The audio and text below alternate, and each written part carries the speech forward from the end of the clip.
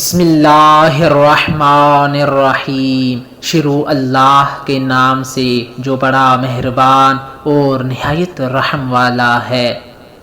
میرے معزز اور محترم سامعین، السلام علیکم ورحمۃ اللہ وبرکاتہ۔ حضرت رسول خدا محمد مصطفیٰ صلی اللہ علیہ وآلہ وسلم نے ارشاد فرمایا کہ جو شخص اپنی عورت کی اطاعت کرے گا تو اللہ تعالیٰ اسے سر کے بل جہنم میں ڈالے گا۔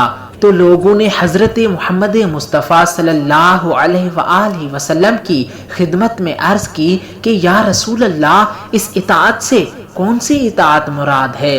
تو حضرت محمد مصطفیٰ صلی اللہ علیہ وآلہ وسلم نے ارشاد فرمایا کہ اس اطاعت سے مراد حمام میں جانے کے لیے اپنی عورت سے اجازت طلب کرنا، یا شادیوں میں جانے کے لیے اپنی عورت سے اجازت طلب کرنا، یا عیدگاہوں میں جانے کے لیے اپنی عورت سے اجازت طلب کرنا، یا سیر و تفریح پر جانے کے لیے اپنی عورت سے اجازت طلب کرنا، یا میدان جنگ کے لیے جانے کی اجازت طلب کرنا، یعنی ہر کام میں اپنی عورت سے اجازت طلب کرنا اور وہ عورت اس کو اجازت دے دے، اس کو عورت کی اطاعت کہتے ہیں۔ یا گھر سے باہر پہن کر جانے کے لیے عمدہ اور نفیس کپڑے منگوانے کے لیے اپنی عورت سے اجازت طلب کرنا اور وہ عورت اسے لا دے تو اس کو اپنی عورت کی اطاعت کہتے ہیں۔ بس جو بھی شخص ایسا کرے گا تو اللہ تعالیٰ اس شخص کو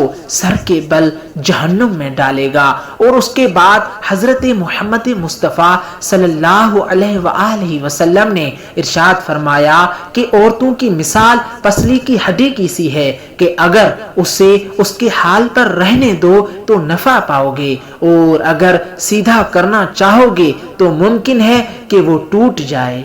امید ہے کہ آپ دوستوں کو یہ ویڈیو پسند آئے گی، اور آپ دوستوں سے گزارش ہے کہ اس چینل کو سبسکرائب کریں تاکہ روزمرہ کی آنے والی اسلامی ویڈیو کی اطلاع آپ تک بر وقت پہنچ سکے۔ والسلام علیکم ورحمۃ اللہ وبرکاتہ۔